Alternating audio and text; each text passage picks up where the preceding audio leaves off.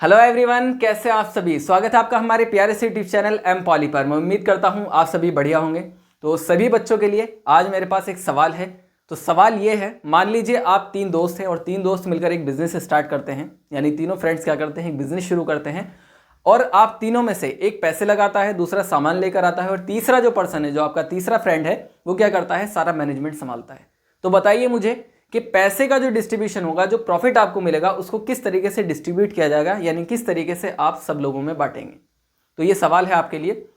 तो बच्चों, आज का जो टॉपिक रहने वाला है, ये टॉपिक बहुत ही इंपॉर्टेंट रहने वाला है। आप में से कुछ का कमेंट होगा कि हाँ सर, हम क्या करेंगे, हम सिंपली क्या करेंगे, सभी लोग बराबर बराबर बांट लेंगे, क्योंकि हम सब ने क्या किया है, साथ में बिजनेस स्टार्ट किया है। क्योंकि पार्टनरशिप यही तो कहती है भाई। पार्टनरशिप की डेफिनेशन क्या है, पार्टनरशिप यही तो कहती है, जब दो या दो से ज्यादा लोग मिलकर किसी बिजनेस को स्टार्ट करते हैं तो उससे जो प्रॉफिट होता है वो सभी में क्या होता है, इक्वली डिवाइड होता है, बराबर बराबर बढ़ता है। लेकिन इतना भी सिंपल नहीं है, डेफिनेशन यही कहती है। तो हम आज का जो टॉपिक है बच्चों, बहुत इंपॉर्टेंट टॉपिक रहने वाला है, क्योंकि इस टॉपिक में हम सीखेंगे पार्टनरशिप के बारे में, साझेदारी के बारे में। हमारा कानून जो है, जो हमारा लॉ है, उसके अकॉर्डिंग साझेदारी आपकी क्या होती है। इसके अलावा जो एडवांटेजेस हैं, जो डिसएडवांटेजेस हैं पार्टनरशिप के, इसके अलावा जो आपके जो कैरेक्टरिस्टिक्स हैं, जो विशेषताएं हैं, ये सारी चीजें डिस्कस करेंगे आज के इस लेक्चर में। लेकिन उससे पहले जो बच्चे हमारे चैनल पर नए हैं, वो चैनल को सब्सक्राइब कर लीजिए, बेल आइकन को प्रेस कर लीजिए, ताकि नई वीडियोस के नोटिफिकेशंस आप तक पहुंच पाए। और सभी बच्चे एम पॉली एप्लीकेशन को जरूर से डाउनलोड कर लीजिए, क्योंकि आपके जो अदर सब्जेक्ट्स हैं उनसे रिलेटेड आपके बहुत ही मोस्ट इंपॉर्टेंट जो हमने जो आपके सब्जेक्ट्स हैं उनके नोट्स हमने प्रिपेयर किए हैं। तो सभी बच्चे एप्लीकेशन को इंस्टॉल कीजिए और हमारी एप्लीकेशन को विजिट कीजिए, ठीक है। तो चलिए शुरू करते हैं। आज का जो टॉपिक रहने वाला है वो है हमारा पार्टनरशिप, यानी आपका साझेदारी। तो साझेदारी होता क्या है बेसिकली, वो समझते हैं। अकॉर्डिंग टू लॉ, भारतीय साझेदारी अधिनियम 1932 एक अधिनियम है, उस क्या है वो 1932 यानी 1932 के धारा 4 के अनुसार पार्टनरशिप आपकी क्या है, क्या कहता है लॉ। तो साझेदारी उन व्यक्तियों के बीच एक संबंध है, उन व्यक्तियों के बीच एक रिलेशन है, या हम कह सकते हैं एग्रीमेंट है, जिन्होंने ऐसे व्यवसाय के लाभ को परस्पर बांटने का समझौता किया है। यानी जो बिजनेस उन्होंने स्टार्ट किया है उसको क्या करेंगे, परस्पर वो बांटेंगे, उसका समझौता किया है। जो प्रॉफिट है जिसे वे सब चला रहे हैं, जिसे वे सब क्या कर रहे हैं, रन कर रहे हैं, या उन सब की ओर से कोई एक चला रहा है। यानी मान लीजिए पार्टनरशिप क्या है, 5 लोगों ने मिलकर एक बिजनेस स्टार्ट किया, तो सभी उस बिजनेस से क्या कहलाएंगे, बिजनेस पार्टनर्स कहलाएंगे, ठीक है। तो सभी या तो सारे मिलकर क्या करेंगे, रेगुलेशन करेंगे, सबके अपने अपने काम होंगे, सबके अपने अपने दायित्व होंगे, या फिर उनमें से पांचों के पांच जो लोग मिलकर जिन्होंने बिजनेस स्टार्ट किया है वो एक को चुन लेंगे कि भाई आप जो है आप डिसीजन लेंगे, हम आपको चूज करते हैं। यानी एक आदमी को जो मोस्ट कैपेबल होगा, जो मोस्ट टैलेंटेड होगा और जो अच्छे से मैनेजमेंट को जानता होगा, उसको चुन लेंगे कि आप सारे डिसीजन लेंगे, हमारी भी राय ली जाएगी लेकिन आप डिसीजन लेंगे।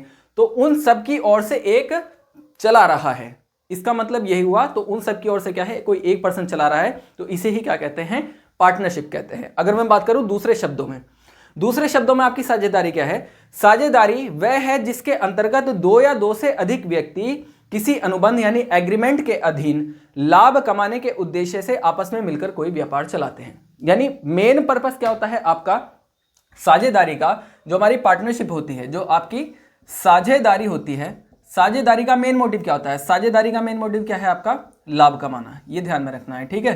क्या है, लाभ कमाना, यानी प्रॉफिट जनरेट करना। मेन पर्पस तो ये भाई, 4 लोग मिलकर किसी बिजनेस को स्टार्ट कर रहे हैं तो उनका मेन पर्पस क्या है, प्रॉफिट कमाना है।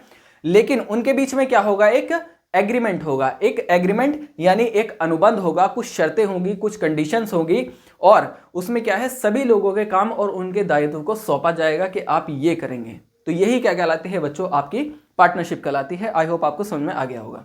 नेक्स्ट हम बात करते हैं साझेदारी के प्रकार के बारे में। पार्टनरशिप जो होती है आपकी, उसके प्रकार क्या होते हैं, ठीक है। तो साझेदारी के मेनली आपके जो सिलेबस में इंक्लूड किए गए हैं, जो मेन टाइप है वो आपके 2 टाइप की होती है। एक तो हमारी वर्किंग पार्टनरशिप होती है और दूसरी हमारी होती है इडल पार्टनरशिप, ठीक है। यानी इसको हिंदी में कहा जाता है कार्यरत साझेदारी और दूसरी होती है हमारी निष्क्रिय साझेदारी, ठीक है। तो सबसे पहले हम बात करते हैं कार्यरत साझेदारी के बारे में। जो हमारी वर्किंग पार्टनरशिप होती है उसका अर्थ क्या होता है, ठीक है। तो प्राय ऐसा होता है कि प्रत्येक व्यक्ति के पास उद्योग को चलाने की योग्यता तथा धन दोनों नहीं होते। प्राय क्या होता है, कोई व्यक्ति है जो बिजनेस को स्टार्ट कर रहा है, ना ही तो उसके पास धन है और ना ही उसके पास क्या है, कैपेबिलिटी है। योग्यता नहीं है। यदि योग्यता है तो पूंजी नहीं है, और अगर वो कैपेबल है तो उसके पास क्या है, कैपिटल नहीं है यानी पूंजी नहीं है। तो योग्यता नहीं, या वह व्यक्ति कार्य नहीं करना चाहता है, या वह कार्य करने के लिए इंटरेस्टेड ही नहीं है। इस स्थिति में क्या होगा आपका, ऐसे साझेदार जो पूंजी लगाते हैं तथा केवल उद्योग का संचालन करते हैं, जो पूंजी लगाते हैं और उद्योग का संचालन करते हैं, कार्यरत साझेदार कहलाते हैं। यानी कहने का अर्थ क्या है इसमें आपका, कोई भी दो व्यक्ति है या दो से ज्यादा व्यक्ति है, उन्होंने कोई बिजनेस स्टार्ट किया, तो उनमें जाहिर सी बात है सारे कैपेबल लोग तो होंगे नहीं, तो उनमें कुछ लोग ऐसे हैं जो पूंजी भी नहीं लगा सकते हैं, मतलब स्टार्टिंग में इतना कैपिटल उनके पास नहीं है, लेकिन वो चाहता है कि कुछ ना कुछ स्किल होगी, उसके पास पूंजी नहीं है लेकिन उसके पास क्या है, एबिलिटी है। और एक पर्सन ऐसा है उसके पास एबिलिटी नहीं है, उसके पास क्या है, आपका पूंजी है। और एक पर्सन ऐसा है जो आपका कैपेबल है पूरी तरीके से, उसके पास पूंजी भी है और वो कैपेबल भी है। तो इसमें क्या होगा, तो जो कैपेबल भी है, पूरी तरीके से कैपेबल है और उसके पास पूंजी भी है, यानी जो योग्य भी है और उसके पास पैसा भी है, उसको वो चुन लेंगे और सारी जिम्मेदारी उसके ऊपर आएगी। यानी जितना भी काम का जो रेगुलेशन होगा, जो संचालन होगा, वो वही व्यक्ति करेगा, वही आपका क्या कहलाएगा, कार्यरत साझेदार कहलाएगा। यानी इसको और आगे पढ़ लेते हैं, थोड़ा सा आपको और समझ में आ जाएगा। साझेदार कहलाता है, इनके ऊपर उद्योग की पूर्ण जिम्मेदारी होती है, सभी निर्णय इन्हीं को लेने पड़ते हैं तथा ये लाभ हानि के भागीदार होते हैं। यानी डिसीजन वही पर्सन लेगा जो कैपेबल है, लेकिन क्या है, लाभ हानि के जिम्मेदार सभी लोग होंगे। इसको आप ऐसे समझ सकते हैं एक एग्जाम्पल के थ्रू। मान लीजिए दो दोस्त हैं, वो क्या करते हैं, एक बिजनेस को स्टार्ट करते हैं। उनमें से एक पर्सन क्या है, एक पर्सन जिम्मेदारी के साथ उस बिजनेस पर, यानी मान लीजिए कोई एक दुकान खोली, दो लोगों ने मिलकर, दो दोस्तों ने मिलकर एक शॉप खोली, और उसमें क्या है, एक जो व्यक्ति है वो क्या करता है, टाइम से जाता है, रोज डेली जाता है, टाइम से जाता है और जो कस्टमर्स हैं उनको डील करता है और अपनी जिम्मेदारी को पूर्णतः निभा रहा है, डिसीजन भी ले रहा है, सारे काम कर रहा है। तो जिम्मेदारी का जो भार होगा वो किसके कांधों पर होगा, एक ही पर्सन के कांधों पर होगा, और वही पर्सन आपका क्या कहलाएगा, कार्यरत साझेदार कहलाएगा। वही क्या कहलाएगा, आपका कार्यरत साझेदार कहलाएगा, क्योंकि उसी के कांधों पर क्या होती है, सारे काम की जिम्मेदारी होती है, जबकि दूसरा इतनी जिम्मेदारी के साथ काम को नहीं करता। तो जो जिम्मेदारी को समझता है वर्क की, उसे ही कहा जाता है आपका कार्यरत साझेदार, यानी आपका वर्किंग पार्टनर्स कहलाता है। ठीक है, आई होप आपको समझ में आ गया होगा कि कार्यरत साझेदार क्या होता है। नेक्स्ट है हमारा आपका इडल पार्टनरशिप, यानी निष्क्रिय साझेदार। निष्क्रिय साझेदार क्या होता है, वे व्यक्ति जो पूंजी लगाते हैं और उद्योग में होने वाले लाभ का अंश प्राप्त करते हैं। यानी ये क्या करते हैं, पैसे लगाते हैं और जो प्रॉफिट होगा उसका कुछ हिस्सा क्या मिलेगा, उनके पास जाएगा। ठीक है, परंतु उद्योग के संचालन की जिम्मेदारी उन पर नहीं होती, निष्क्रिय साझेदार कहलाते हैं। यानी उद्योग का संचालन वो क्या करेंगे, एक तरीके से मान लो भाई पैसा मैं लगा रहा हूं, दो दोस्त है या तीन लोग हैं, तीन लोगों ने मिलकर कोई बिजनेस स्टार्ट किया, तो उनमें क्या है, दो लोग कैपेबल हैं, काम कर सकते हैं बढ़िया तरीके से, और जो तीसरा वाला है वो कह रहा है भैया पैसा लगवा लो मुझसे, काम मैं नहीं करने वाला हूं।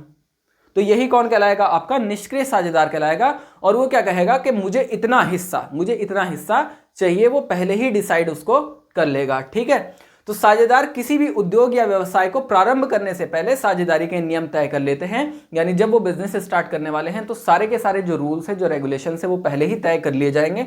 वे अपने अपने अधिकारों कर्तव्यों का पालन करते हैं, जो उनके अधिकार हैं, यानी जो उनकी रेस्पॉन्सिबिलिटीज है, जो उनके कर्तव्य हैं, उनका वो पालन करते हैं। नीति संबंधी निर्णय सभी को मिलकर लेने पड़ते हैं, यानी जो लोग उस काम को कर रहे हैं वो सभी मिलकर क्या करेंगे, निर्णय को लेंगे। साझेदारों की संख्या भी सीमित रखी जाती है। पार्टनरशिप में क्या होता है, इसमें साझेदारों की संख्या क्या होती है, सीमित होती है। भाई 10 होंगे, 5 होंगे, 6 होंगे, इसके बाद दूसरे इंक्लूड नहीं किए जाएंगे उस बिजनेस में। लाभांश को आपस में किस प्रकार बांटा जाएगा, पहले से ही निश्चित होता है। यानी ये प्री डिफाइंड होता है कि इतना परसेंटेज मेरा होगा। एक पर्सन ने पैसा लगा दिया, मान लीजिए 100% जो पैसा है, जो प्रॉफिट है, जो कैपिटल है, जो पूंजी है, वो किसने, एक पर्सन ने लगा दी, और बाकी जो 2 पर्सन है उनसे कह दिया कि भाई तुम काम संभालोगे, सारे डिसीजन तुम्हारे, मुझे तो सिंपल सी बात है भैया 70% दे दो। ठीक है, बाकी 30 जो है वो तुम 15-15 में डिवाइड कर लो, या जैसे तुम चाहो। भाई एक पर्सन, उनमें से भी 2 जो थे, उन 2 में से भी क्या था, एक ज्यादा कैपेबल था, एक थोड़ा कम था, तो उसमें भी क्या हो सकता है भाई, अब उनकी शर्तें उनके हवाले। उसने सीधा कह दिया सारा पैसा मैं लगा रहा हूं तो मुझे 70% हिस्सा चाहिए ही चाहिए। तो यही कहलाता है आपका निष्क्रिय साझेदार, यानी कुछ नहीं करेगा और क्या है, प्रॉफिट में हिस्सा लेगा, क्योंकि पैसा कौन लगा रहा है, पैसा वही व्यक्ति लगा रहा है। आई होप आपको समझ में आ गई होगी। नेक्स्ट हम बात करते हैं साझेदारी के लक्षण या विशेषताओं के बारे में। साझेदारी के क्या लक्षण होते हैं, कैरेक्टरिस्टिक्स क्या होती हैं और इसकी क्या विशेषताएं होती हैं। ठीक है, तो नंबर 1 है आपका 2 या 2 से अधिक व्यक्तियों का होना। बिल्कुल सर मैंने आपको बताया कोई भी पार्टनरशिप जो है भाई दो लोग होंगे या दो से ज़्यादा लोग होंगे, दो से कम नहीं होंगे। एक व्यक्ति होगा तो मैंने कल ही आपको पढ़ाया था, एक व्यक्ति है तो कौन सा बिजनेस कहलाएगा आपका? एकल में आ जाएगा। वो किस में आ जाएगा आपका? सोल पार्टनरशिप में आ जाएगा, ठीक, प्रोप्राइटरशिप में आ जाएगा, ठीक है। तो एकल बिजनेस में आ जाएगा वो। तो दो या दो से अधिक व्यक्ति चाहिए किसमें? पार्टनरशिप में। सेकंड है आपका साझेदारों के मध्य अनुबंध का होना। अनुबंध यानी आपका कहलाता है एग्रीमेंट। क्या होता है आपका? अनुबंध कहलाता है हमारा एग्रीमेंट। जो हमारे पार्टनर्स होंगे उनके मध्य क्या होगा? एक एग्रीमेंट होगा। और एग्रीमेंट में क्या होता है बच्चों? आपका जो बिजनेस स्टार्ट कर रहे हैं तो उस एग्रीमेंट में क्या होता है? एक तो काम का बंटवारा किया जाता है, एक काम आप करेंगे, टाइम टेबल होता है कि इस टाइम पर काम को स्टार्ट किया जाएगा, इस टाइम पर आपको छोड़ा जाएगा, या हो सकता है कि उसमें कुछ छूट दी जाए, फ्लेक्सिबिलिटी हो जाए। साथ ही इसमें प्रॉफिट का डिसाइड हो जाता है कि कितना कितना प्रॉफिट किसके पास जाएगा। तो ये सारी चीजें किसमें होती है आपकी? ये डिसाइड होती है आपकी एग्रीमेंट में, ठीक है। तो साझेदारों के मध्य क्या होगा? आपका एक अनुबंधन होगा, यानी आपका एक एग्रीमेंट होगा। तीसरा, व्यापार का उद्देश्य लाभ कमाना। ये मैंने आपको स्टार्टिंग में बता दिया था। जो बिजनेस स्टार्ट कर रहे हैं पार्टनरशिप में, उद्देश्य क्या है उनका? लाभ कमाना ही है, प्रॉफिट कमाना है। व्यवसाय के लाभ को परस्पर बांटना। जो बिजनेस उन्होंने स्टार्ट किया है उससे जो प्रॉफिट जनरेट होगा, जो पैसा आएगा, उसको क्या है? बराबर बराबर बांटा जाएगा। तीन लोगों ने अगर मिलकर स्टार्ट किया है तो उसको बराबर बराबर बांटा जाएगा, बशर्त ये कि पैसा किस तरीके से लगाया गया है, ठीक है। जैसे कि मैंने भी आपको बताया, एक आपका निष्क्रिय होता है और एक आपका कौन सा होता है? हमारा दो साझेदार हमने पढ़े, एक हमारा निष्क्रिय साझेदार है और एक हमारा कार्यरत साझेदार है। तो इन दोनों में डिफरेंस है। अगर निष्क्रिय पैसा लगाएगा तो वो डिसाइड करेगा कि पैसा जो प्रॉफिट होगा वो किस हिसाब से लिया जाएगा, ठीक है। तो व्यापार में क्या होता है? व्यवसाय के लाभ में परस्पर बांटा जाएगा। उसके बाद पांचवा पॉइंट, व्यवसाय का संचालन सबके द्वारा अथवा उनकी सहमति से किसी एक के द्वारा होगा। ये बात मैंने आपको बताई है। तीन लोगों ने मिलकर एक बिजनेस स्टार्ट किया है, या 5 लोगों ने, या 10 लोगों ने, तो वो क्या करेंगे कि भाई आप हेड बन जाओ, क्योंकि उससे क्या होता है? उससे एक सबसे बढ़िया होता है मत रखने की क्या हो जाती है? जो हमारे वोटिंग होती है वो प्रोसेस शुरू हो जाता है। मान लीजिए 10 लोग ने मिलकर एक बिजनेस को स्टार्ट किया, ठीक है। तो 10 में क्या है? अगर कोई प्रोजेक्ट है या कुछ भी चीज़ है वो पास करनी है, तो उसमें क्या है? 10 के 10 लोग अगर राय देंगे तो उनकी क्या होगी? राय की वैल्यू गड़बड़ हो जाएगी थोड़ी सी। उसके बाद क्या है? डिसीजन सबके होंगे, लेकिन राय क्या है? कहीं ना कहीं मतभेद हो जाएगा। तो वो 10 मिलकर क्या करेंगे कि एक को चूज कर लेंगे कि भाई आपका डिसीजन फाइनल डिसीजन होगा, ठीक है, क्योंकि आप सबसे ज्यादा कैपेबल है, सबसे ज्यादा योग्य व्यक्ति हैं। सबसे ज्यादा योग्य व्यक्ति को वो चुन लेते हैं। उसके बाद सभी अपनी राय रखते हैं, उसके बाद वोटिंग होती है और फाइनल डिसीजन वही जो योग्य व्यक्ति है वही लेगा। तो यहाँ पर क्या होता है? व्यवसाय का संचालन सबके द्वारा, यानी व्यवसाय जो है, जो बिजनेस है, वो सबके द्वारा चलाया जाएगा अथवा उनकी सहमति से। जो लोग बिजनेस में इन्वॉल्व है उनकी सहमति से एक व्यक्ति को क्या कर लिया जाएगा? चूज कर लिया जाएगा, ठीक है। 6 पॉइंट आपका, साझेदार और फर्म एक दूसरे से पृथक नहीं। साझेदार और फर्म एक दूसरे से पृथक नहीं, ये बहुत इंपॉर्टेंट पॉइंट है आपका, इसको ध्यान में रखना है। साझेदार और फर्म एक दूसरे से पृथक क्यों नहीं है? भाई आपकी जो फर्म है, फर्म के बारे में मैं पहले भी पढ़ा चुका हूं। पहले जो हमारे लेक्चर हो चुका है मैंने बताया आपको फर्म क्या होती है, ठीक है। तो उस लेक्चर को जरूर देखिएगा। तो जो फर्म होती है बच्चों, आपकी फर्म में क्या है? फर्म पृथक नहीं है साझेदार से, यानी जो पार्टनर्स हैं, जो आपके पार्टनर्स हैं उनसे क्या है? अलग नहीं है। फर्म आपकी पार्टनर से क्या है? इंटर रिलेटेड है, यानी जुड़ी हुई है। मान लीजिए आपकी फर्म के ऊपर 1 लाख रुपए का उधार है। आपकी फर्म के ऊपर क्या है? 1 लाख रुपए का उधार है। तो ऐसा नहीं है कि वो फर्म मान लीजिए आप जो है सभी उस फर्म को बंद करना चाहते हैं या बंद कर दिया है, तो उसके बाद भी क्या है? आपको वो उधार चुकाना पड़ेगा। जितने भी साझेदार थे, जिन पार्टनर्स ने मिलकर उस फर्म को शुरू किया था या उस बिजनेस को शुरू किया था, उनको क्या है? उसको चुकाना ही पड़ेगा। तो यही कहलाता है आपका साझेदार और फर्म के बीच का रिलेशन, यानी ये एक दूसरे से जुड़े होते हैं। जब तक फर्म जिंदा है तब तक साझेदार भी क्या है? वहां पर उनका पूरा पैसा दिखाया जाएगा। मान लीजिए फर्म अगर कर्जे में है तो जो पार्टनर्स हैं उनको अपने निजी पैसे से कर्ज चुकाना पड़ेगा। तो ये क्या होते हैं? एक दूसरे से रिलेटेड होते हैं, ठीक है। नेक्स्ट पॉइंट, फर्म का एक निश्चित नाम होना। फर्म का एक निश्चित नाम होना। भाई कोई भी आप मान लीजिए एक शॉप स्टार्ट कर रहे हैं तो आप क्या है? आपकी आइडेंटिटी क्या होगी? आपका जो बिजनेस है वो किस नाम से जाना जाएगा? तो यही कहलाता है आपका फर्म का एक निश्चित नाम होना। मान लीजिए किसी ने एक टेलर छोड़ो, आप कोई एक कपड़े की गारमेंट शॉप खोली, तो उसने अपनी शॉप का नाम रख लिया स्टार गारमेंट्स। तो जो उसके डॉक्यूमेंट वेरिफिकेशन होगा या डॉक्यूमेंटेशन में या लोगों को वो एडवर्टीजमेंट करेगा, तो वो किस नाम से इंट्रोड्यूस कराएगा, उसे ही कहा जाता है फर्म का एक निश्चित नाम। तो यही क्या होता है? आपका तो वो जो भी कोई प्रमोशन करेगा तो वो किस नाम से करेगा, स्टार गारमेंट्स के नाम से ही अपना प्रमोशन करेगा। ठीक है, तो यही कहलाता है एक निश्चित नाम होता है। मान लीजिए जो भी आप बिजनेस स्टार्ट कर रहे हैं उसका आप क्या करते हैं, एक नाम रख देते हैं। नेक्स्ट, हित हस्तांतरण पर रोक। हित हस्तांतरण पर रोक से क्या मतलब है? हित हस्तांतरण पर रोक से यह मतलब है, मान लीजिए तीन लोग हैं, उन्होंने बिजनेस स्टार्ट किया था। मान लीजिए मैं था और दो लोग और थे, हमने बिजनेस स्टार्ट किया। तो मैं चाहता हूं कि सर मैं अपना जो मेरे जो शेयर्स हैं या मेरी जो पैसा है या मेरी जो जिम्मेदारियां हैं वो मैं किसी और के पास शिफ्ट कर दूं अपनी मर्जी से।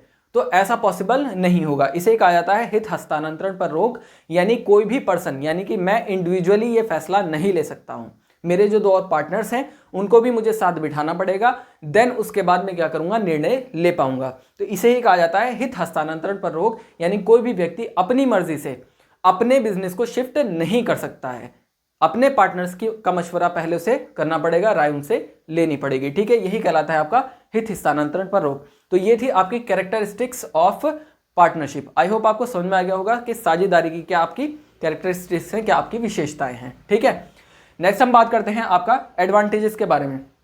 इसके लाभ क्या हैं भाई? पार्टनरशिप के लाभ भी होंगे और हानियां भी जरूर होंगी। तो चलिए पहले लाभ को समझते हैं, लाभ क्या है। तो साझेदारी के लाभ क्या है भाई? नंबर 1 है आपका निर्माण अथवा गठन में सुगमता व सुविधा। निर्माण अथवा गठन में सुगमता व सुविधा। भाई निर्माण एवं गठन में जो है आपकी सुगमता कैसे हुई? सुगमता किस तरीके से? सुगमता मतलब इजीएस्ट फॉर्म, यानी आसान निर्माण करना और इसका गठन करना क्या है, आसान होता है। कैसे भाई? एक व्यक्ति किसी काम को शुरू कर रहा है तो जितने भी रिसोर्सेज हैं, जो भी उसको जुटाने हैं उस बिजनेस के लिए, या जो भी उसको प्लॉट तैयार करना है, कुछ भी करना है, तो वो सारा काम उससे सेल से करना पड़ेगा। ठीक है, और मान लीजिए उसी बिजनेस को थोड़े से बड़े लेवल पर करना है, जो सिंगल पर्सन कर रहा है उसी बिजनेस को थोड़े बड़े लेवल पर 3 लोग मिलकर करते हैं, तो उनके लिए क्या हो जाएगा, वो आसान हो जाएगा, मैनेजमेंट करना आसान हो जाएगा। एक पर्सन जगह ढूंढेगा, उसके बाद दूसरा पर्सन सामान का अरेंजमेंट करेगा और तीसरा पर्सन मैनेजमेंट को देखेगा। तो इस तरीके से क्या हो जाता है, जब भी किसी संस्था का निर्माण करना होता है, किसी बिजनेस को खड़ा करना होता है, तो जितने ज्यादा लोग होते हैं, जितने ज्यादा लोग होंगे उतनी आसानी से उस काम को किया जा सकता है। ठीक है, अधिक पूंजी की उपलब्धता। अधिक पूंजी की उपलब्धता ये भी एक प्रकार का क्या है, आपका एडवांटेज है। यानी इसको आप ऐसे समझ सकते हैं, एक व्यक्ति है, वो एक बिजनेस स्टार्ट करना चाह रहा है, वो 1 लाख उसके पास पैसा है। कितना पैसा है उसके पास? 1 लाख है। तो वो कितना इन्वेस्ट कर पाएगा?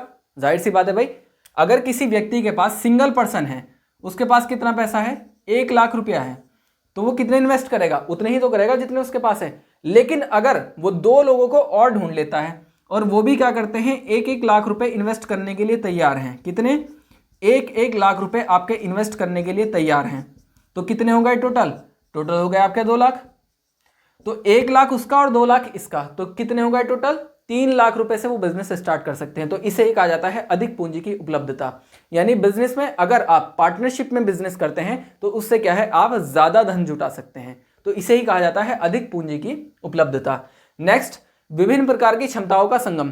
भाई ये तो बिल्कुल ऑब्वियस होगा, जो अलग अलग क्षमताएं हैं, भाई मेरे अंदर कुछ और क्वालिटी है, मेरा जो पार्टनर है उसके अंदर कुछ और क्वालिटी होगी, और जो तीसरा पार्टनर है उसके अंदर कुछ और। यानी अगर 2-3 लोगों ने मिलकर बिजनेस को स्टार्ट किया है तो सबकी अलग अलग कैपेसिटी, सबकी अलग अलग क्वालिटी होगी सबके अंदर। तो इसे ही कहा जाता है कि विभिन्न प्रकार की क्षमताओं का संगम। भाई मान लीजिए एक व्यक्ति है, वो क्रिएटिव सोचने में 3 बंदे हैं, 3 पर्सन हैं, वो क्या करते हैं, बिजनेस को स्टार्ट कर रहे हैं। एक पर्सन बहुत ज्यादा क्रिएटिव है, दूसरा पर्सन बहुत ज्यादा हार्ड वर्किंग है, तीसरा पर्सन मैनेजमेंट बहुत अच्छे से जानता है। तो इसी तरीके से क्या होता है, अलग अलग क्षमताओं के व्यक्ति क्या होते हैं, एक जगह आकर मिल जाते हैं। इसे कहा जाता है विभिन्न प्रकार की क्षमताओं का संगम। यानी एक जगह अलग अलग कैपेबिलिटीज का मिल जाना, इकट्ठा हो जाना।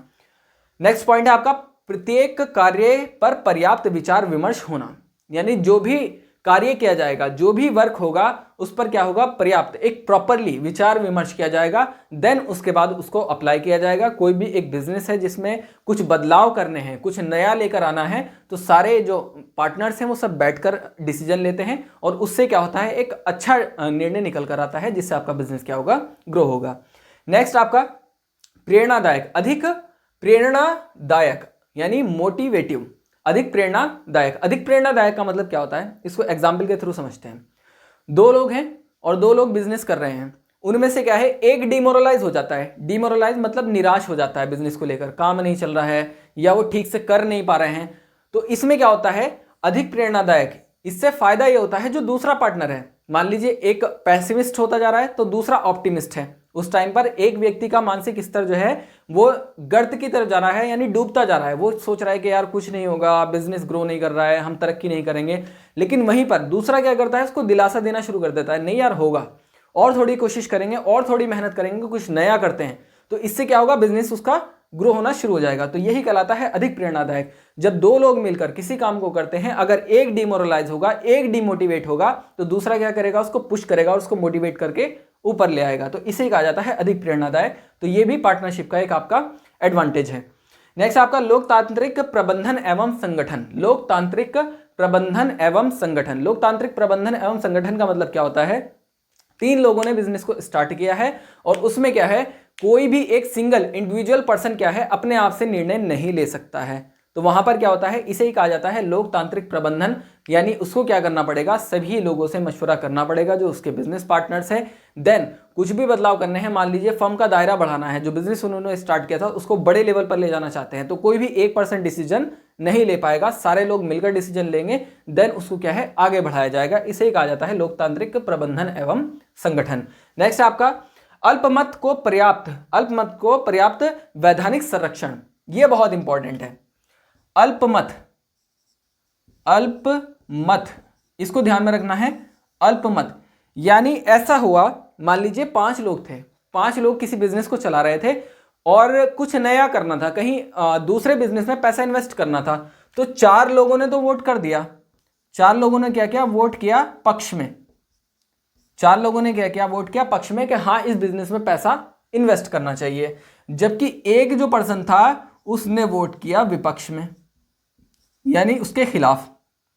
4 लोग पक्ष में थे, यानी इस बिजनेस में पैसा लगा सकते हैं, जबकि एक ने कहा कि इस बिजनेस में पैसा लगाना क्या होगा, नुकसानदायक होगा। तो यहां पर अल्पमत किसका हुआ, मत का मतलब होता है वोट, अल्प मतलब कम या थोड़ा, तो कम वोट किसका हुआ, एक बंदे का हुआ, 4 का ज्यादा हुआ, तो वहां पर क्या होगा, वो तो दबा लेंगे इस तरीके से। तो इसी को क्या कहा जाता है, अल्पमत को पर्याप्त वैधानिक संरक्षण। तो कुछ ऐसे रेगुलेशंस, कुछ ऐसे कानून बनाए जाते हैं जिसमें क्या है, अगर सिंगल वोट भी है तो उसको भी अहमियत दी जाएगी, और किस तरह से दी जाएगी, वो रूल्स एंड रेगुलेशंस एग्रीमेंट में लिखे जाते हैं। इसके बाद हम नेक्स्ट जो हमारा टॉपिक रहेगा वो हमारा एग्रीमेंट ही रहने वाला है, उसको भी समझेंगे, ठीक है। नेक्स्ट है आपका अधिक जोखिम वाले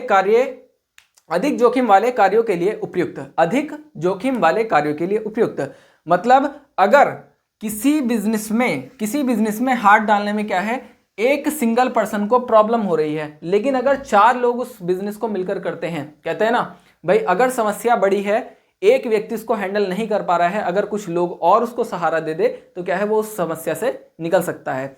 फॉर एग्जाम्पल मान लीजिए 3 भाई हैं या 4 भाई हैं, उनमें से एक भाई अगर कर्ज में जा रहा है और 3 का ठीक चल रहा है काम, अगर 3 उसको सपोर्ट कर देते हैं तो वो क्या है, उस कर्ज से मुक्त हो जाएगा। तो इसी तरीके से होता है अधिक जोखिम वाले कार्यों के लिए उपयुक्त, यानी अगर किसी वर्क में रिस्क ज्यादा है तो वहां पर क्या होगा, वहां पर बेनिफिट ये होगा, जब ज्यादा लोग होंगे तो उससे क्या है, काम के अंदर प्रोडक्टिविटी आएगी और उस रिस्क को कम कर देंगे, ठीक है। तो यही कहलाता है आपकी जो एडवांटेजेस है, ये पार्टनरशिप के सारे एडवांटेजेस है, किस तरीके से पार्टनरशिप आपके लिए बेहतर होती है जब आप किसी बिजनेस को करना चाहते हैं। नेक्स्ट अगर मैं बात करूं, नेक्स्ट है हमारा साझेदारी की हानियां या दोष। डिसएडवांटेज क्या है साझेदारी के, इसकी हानियां क्या होती हैं, भाई हानियां भी तो होंगी, कोई भी चीज अगर है उसके एडवांटेजेस भी हैं और डिसएडवांटेजेस भी हैं। मान लीजिए पानी भी है, अगर पानी आप पीते हैं, थोड़ी मात्रा में पीते हैं, जितना जरूरत हो उतना पिए, जितना जरूरत हो उतना खाइए, ऐसा कहा जाता है ना। अगर जरूरत से ज्यादा किसी काम को करेंगे, कहते हैं ना अति को बैर होती है, तो अगर जरूरत से ज्यादा किसी काम को करेंगे तो नुकसान तो होगा ही। तो इसी तरीके से चीजों के एडवांटेजेस भी होते हैं और डिसएडवांटेजेस भी होते हैं। तो साझेदारी का डिसएडवांटेज क्या है, हमारा डिसएडवांटेज है नंबर 1, दैनिक कार्यों में देरी, यानी जो डे टू डे वर्क होगा उसमें क्या होगी, देरी होती है। और वो कैसे होती है, वो ऐसे होती है, मान लीजिए 2 पार्टनर हैं, एक शॉप खोली है, एक टाइम पर आ रहा है ऑन टाइम, दूसरा नहीं आ रहा है, तो पहले वाला क्या करेगा, वही 1 दिन आएगा, 2 दिन आया, 3 दिन आया, 5 दिन आया, 10 दिन आया, उसने देखा यार ये तो भाई ऐसे ही कर रहा है, तो अब वो क्या करेगा, दूसरा वाला वो भी यही करेगा, वो क्या करेगा, अब वो भी देर से आना शुरू हो जाएगा। तो दुकान क्या करेंगे, जो शॉप जो उन्होंने दोनों ने मिलकर साथ में स्टार्ट की थी, जो बिजनेस स्टार्ट किया था, तो वो क्या है, देर से होगा। तो यही कहलाता है दैनिक कार्यों में देरी। मतभेद की अधिक संभावना, भाई बिल्कुल डिस्क्रिमिनेशन भी होगा, मतभेद भी होंगे। मतभेद किस तरीके से होंगे, एक कुछ कह रहा है, दूसरा कुछ कह रहा है, और दोनों की राय क्या है, एक जगह नहीं बन पा रही है, तो मतभेद होना बिल्कुल संभव है। भाई मैं चाह रहा हूं कि ये काम हो, जबकि मेरा पार्टनर चाह रहा है कि वो काम ना हो, तो इसमें क्या होगा, मतभेद होने की संभावना ज्यादा होती है, ठीक है, अधिक होती है। हितों का हस्तांतरण संभव नहीं, ये चीज मैं भी आपको समझा चुका हूं, हितों का हस्तांतरण संभव नहीं है। हितों का हस्तांतरण क्या है, मान लीजिए आप अपना बिजनेस ट्रांसफर करना चाहते हैं बिना अपनी पार्टनर की मर्जी के, तो वो भी आप नहीं कर पाएंगे। नेक्स्ट हमारा है, फर्म के समापन के बाद भी उत्तरदायित्व यानी रेस्पॉन्सिबिलिटी होगी। फर्म आपकी बंद हो चुकी है, उसके बाद भी आप रेस्पॉन्सिबल होंगे। यानी कहने का मतलब क्या है, आपकी फर्म के ऊपर उधार था लोगों का, और फर्म आपकी बंद हो चुकी है, फर्म के पास पैसा नहीं है, तो क्या होगा, जो पार्टनर्स है जिन्होंने उस फर्म को स्टार्ट किया था, वो पार्टनर्स क्या करेंगे, अपने निजी पूंजी में से, अपने पास जो उनका पैसा है उससे उसका कर्ज पूरा करेंगे, देन उसके बाद उसको बंद कर सकते हैं। अगला नेक्स्ट हमारा, प्रबंधन एवं संचालन में शिथिलता। ये बड़ा भारी वर्ड है, इसको ध्यान में रखना, शिथिलता, शिथिलता, इसको ध्यान में रखना, ठीक है। शिथिलता का मतलब क्या होता है, प्रबंधन एवं संचालन में शिथिलता यानी स्लैकनेस, स्लैकनेस बोलते हैं इसको इंग्लिश में, ठीक है। यानी एक व्यक्ति तो पूरी जिम्मेदारी के साथ काम कर रहा है और दूसरा व्यक्ति गैर जिम्मेदारी के साथ काम कर रहा है। शिथिलता का मतलब गैर जिम्मेदार हो जाना, गैर जिम्मेदारी का मुजाहिरा करना, गैर जिम्मेदार हो जाना, मुजाहिरा करना, बड़ा अच्छा वर्ड बोला मैंने, ठीक है। तो गैर जिम्मेदारी का क्या करना है आपको, गैर जिम्मेदारी का एहसास कराना, अभाव हो जाना, ठीक है। तो यही कहलाता है आपका प्रबंधन एवं संचालन में शिथिलता। एक व्यक्ति पूरी जिम्मेदारी के साथ काम को करता है, जबकि उसी काम को जो दूसरा पार्टनर है वो क्या करता है, गैर जिम्मेदारी दिखाता है और अपने काम को सही समय पर सही तरीके से नहीं कर रहा है प्रॉपरली। तो यही कहलाती है आपकी प्रबंधन एवं संचालन में शिथिलता। नेक्स्ट हमारा, अस्तित्व का अनिश्चित होना। अस्तित्व का अनिश्चित होना यानी जो भी बिजनेस है उसका जो अस्तित्व है, उसका जो वजूद है, वो कैसा होगा, आपका अनिश्चित होता है। कि सर क्यों होता है ऐसा, इसलिए होता है, मान लीजिए आपका दो पार्टनर्स हैं, उनमें से किसी एक की डेथ हो जाती है, तो क्या होगा भाई, 3 पार्टनर्स से, 2 नहीं 3 ले लो यहां पर, ठीक है, तो ज्यादा आसान हो जाएगा एग्जाम्पल आपका। 3 पार्टनर्स से, उनमें से क्या है, एक की डेथ हो गई, तो उसमें क्या होगा, और जिसकी डेथ हुई है वो बड़ा कैपेबल पर्सन था, तो इससे क्या होगा, बिजनेस आपका इम्बैलेंस हो जाएगा। वो बड़ा कैपेबल पर्सन था, मान लीजिए उसी को आपने हेड चुन रखा था, क्या चुन रखा था, आपका हेड चुन रखा था कि भाई तू ही ले ले सारे डिसीजन, हम तो तेरी मदद करते जाएंगे, क्रिएटिव माइंडेड है तू, नए नए आइडियाज लाता है, तू ही हमें बता दे सारी बातें। तो इसमें क्या होगा, हेड उसको चुन लिया था और उसी की हो गई डेथ। अब क्या होगा, बिजनेस बचेगा या डूबेगा, तो पूरी संभावना है कि बिजनेस या तो उन दोनों को दोबारा से शुरू करना पड़ेगा या फिर क्या होगा, वो बिजनेस डूब जाएगा।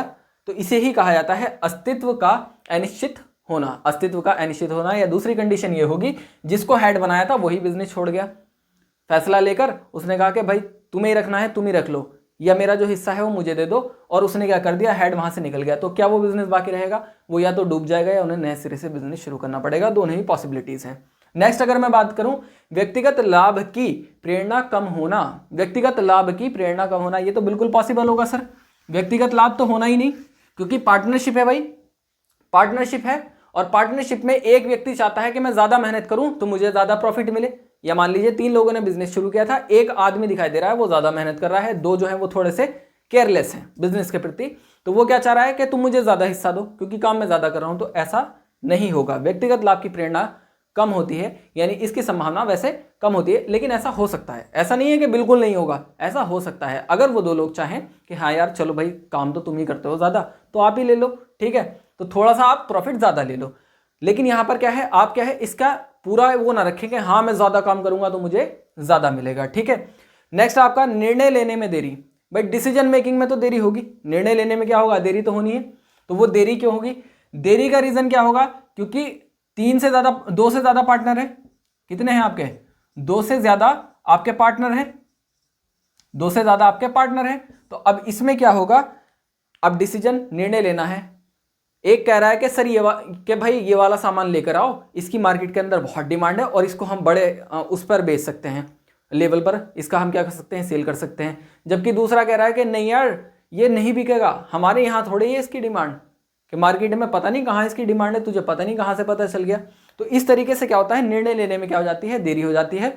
तो बिजनेस में क्या होता है, साझेदारी में, पार्टनरशिप में ये सारे डिसएडवांटेजेस आपको देखने को मिल जाते हैं। तो आई होप आपके समझ में आ गया होगा कि जो हमारे लाभ हैं वो क्या हैं, पार्टनरशिप की हानियाँ क्या हैं, और आपकी पार्टनरशिप की जो विशेषताएं हैं वो क्या होती है, पार्टनरशिप आपकी कितने टाइप की होती है, और पार्टनरशिप किसे कहा जाता है। मैं उम्मीद करता हूं आप सभी को ये बात समझ में आ गई होगी, और जो मेरा स्टार्टिंग में क्वेश्चन रहा था उसका जवाब ज़रूर दीजिएगा।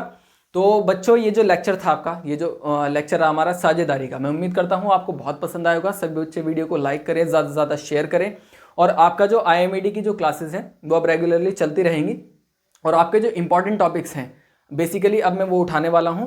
और साथ ही आपकी लक्ष्य सीरीज चल रही है, लक्ष्य सीरीज के साथ जुड़ जाइए, आपको हेल्प में बहुत मदद मिलने वाली है, क्योंकि आपके प्रैक्टिस सेशन भी जल्द ही स्टार्ट हो जाएंगे। तो सभी बच्चे मेहनत करते रहिए, कीप ग्रोइंग, कीप लर्निंग। मिलते हैं आपको ऐसे लेक्चर में। आज के लिए इतना ही, थैंक यू।